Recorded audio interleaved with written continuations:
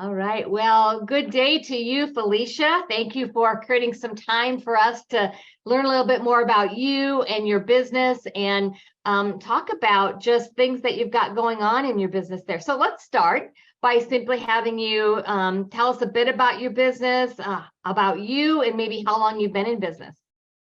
Yeah, so Live Hydration Spa is an IV therapy business where we utilize fluids along with vitamins, minerals, and amino acids to help people with their health and wellness goals. The main objective of our business is that health and wellness.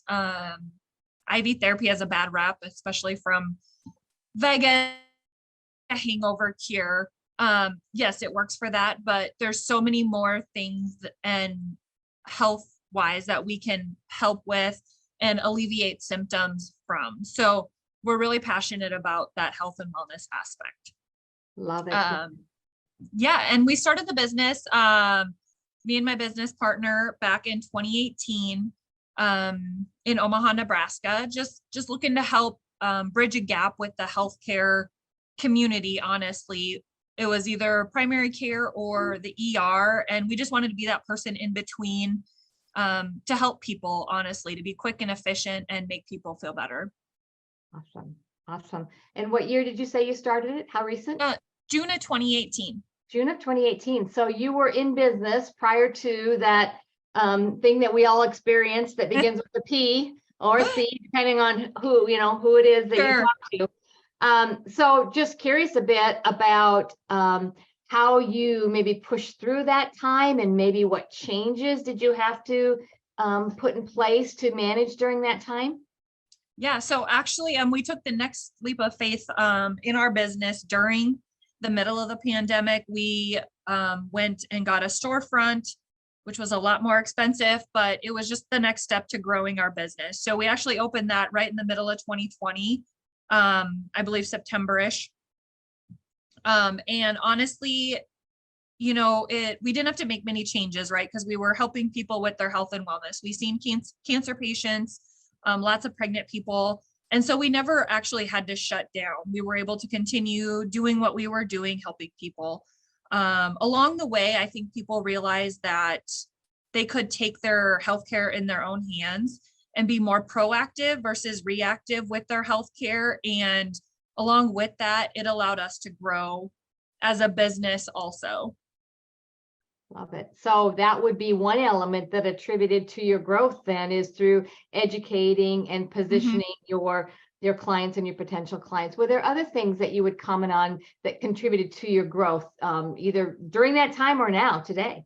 Yeah. So, we had to do a lot of education, right? Because in the Midwest, especially, IV therapy wasn't big. People had no idea other than, like I said, Vegas.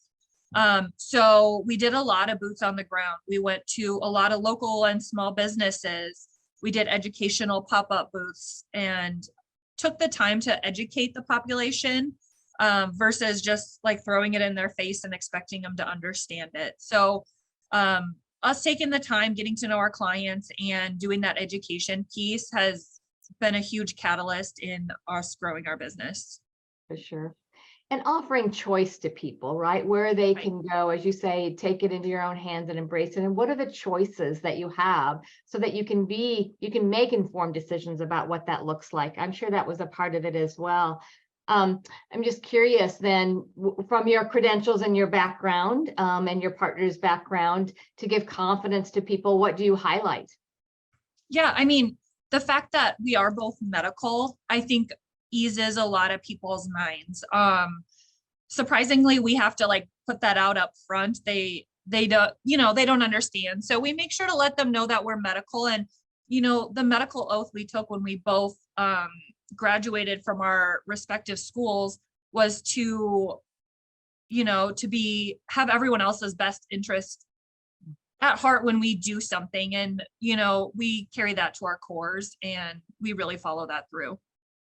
That value system that you're building your business on, that's aligned with who you are and resonates with those of us that need to take ownership, right? That's a beautiful entry point for sure. Yeah.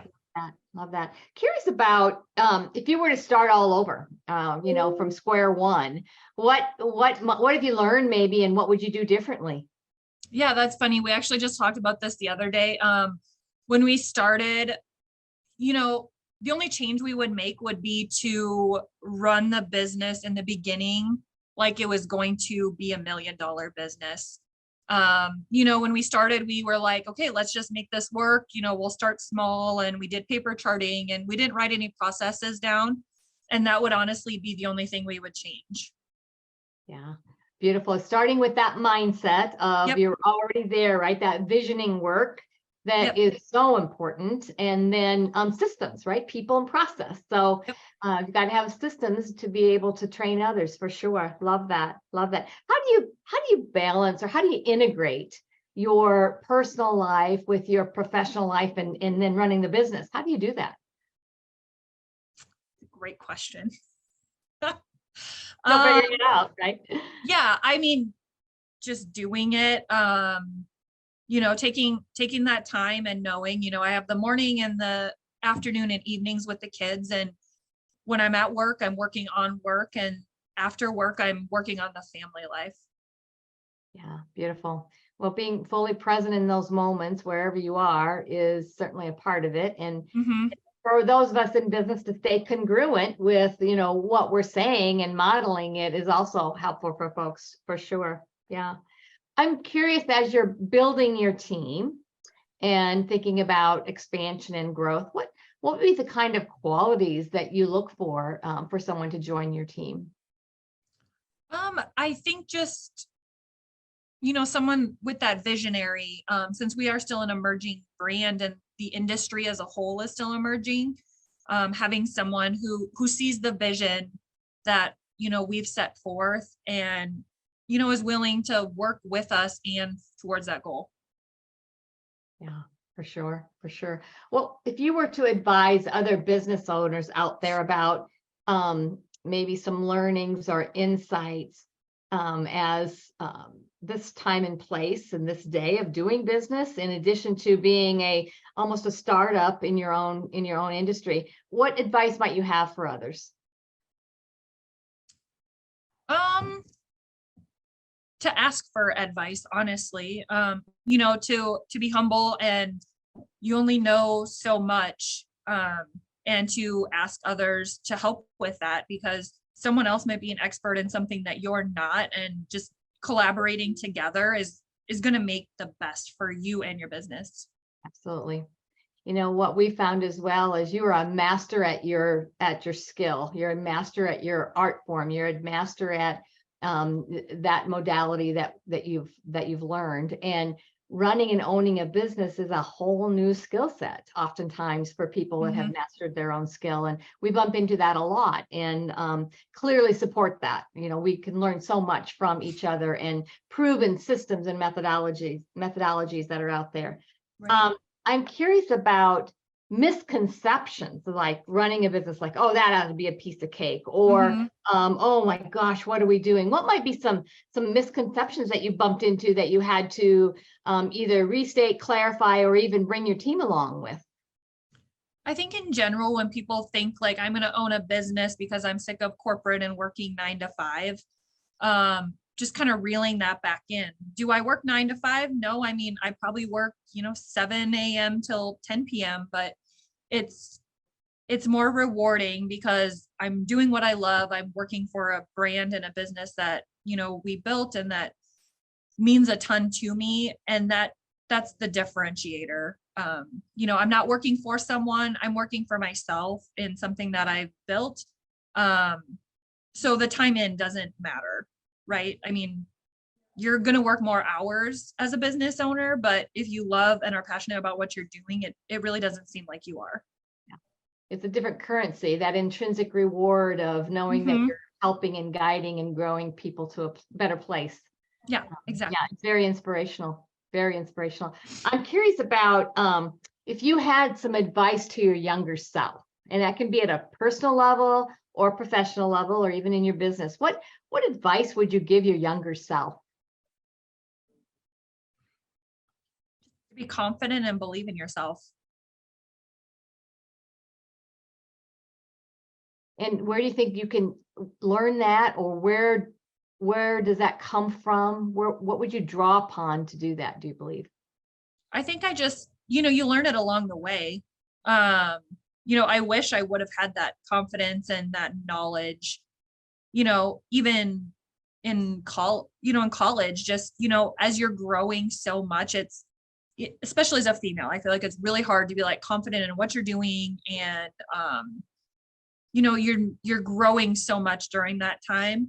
And just, I wish I could have learned it sooner. Just along the way, I've learned like I am who I am, and I know what I know, and I'm confident in that. And to not let anyone disagree with it.